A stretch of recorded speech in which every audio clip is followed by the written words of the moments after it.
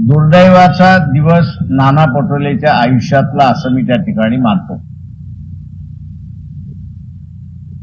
आम्ही पत्र 7 जागेंचा पाठिंबा दिल्यानंतर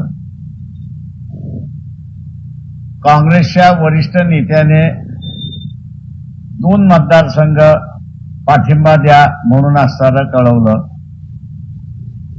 कोल्हापूर आणि नागपूर दोन्ही ठिकाणी आम्ही असणारा पाठिंबा त्या ठिकाणी जाहीर झाला. आमच्या पाठिंब्यामुळे कोण जिंकणार कोण हारणार हा भाग वेगळा, पण आजच्या पत्रकार परिषदेमध्ये नाना पटोले यांना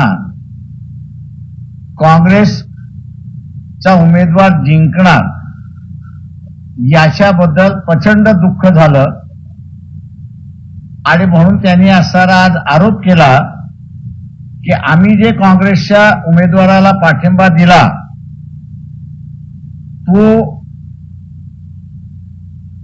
गडकरी जे आहेत नितीन गडकरी यांना हरवण्यासाठी दिला असा आरोप त्या ठिकाणी केला.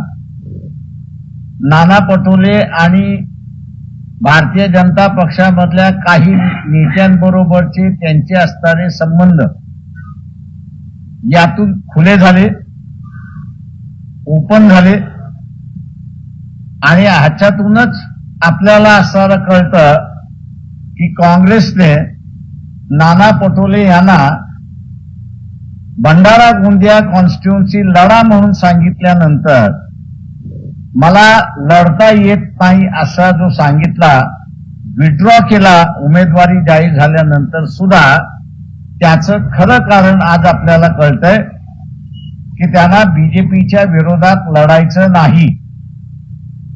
काँग्रेसमधला काही कार्यकर्त्यांचा काही नेत्यांचा छुपा संबंध जो भारतीय जनता पक्षातल्या काही नेत्यांशी आहे तो आज उघड झाला.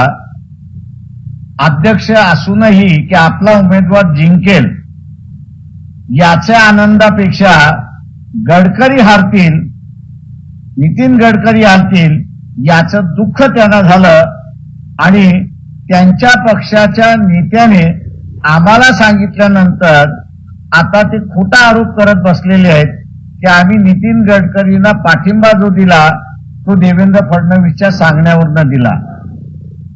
काँग्रेस पक्षामध्ये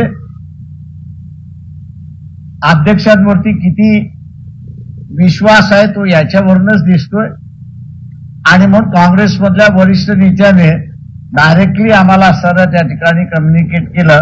त्याचं आम्ही दिलेल्या शब्दाप्रमाणे आम्ही असणारा पाळलं.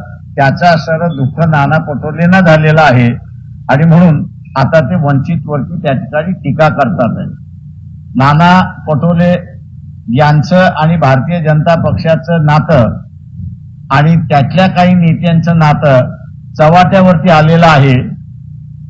एवढंच फक्त सामान्य माणसाने लक्षात घ्यावं आणि म्हणून वंचित बहुजन आघाडीला महाविकास आघाडीमध्ये का घेऊ नये.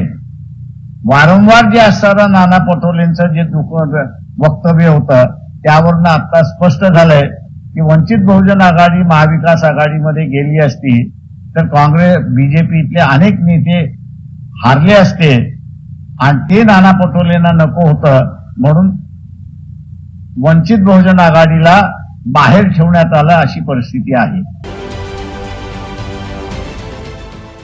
देश विदेशातील प्रत्येक घडामोडींचे लाईव्ह अपडेट मिळवण्यासाठी आता साम टीव्हीच्या सर्व सोशल मीडिया प्लॅटफॉर्मला लाईक, फॉलो आणि सबस्क्राईब करा.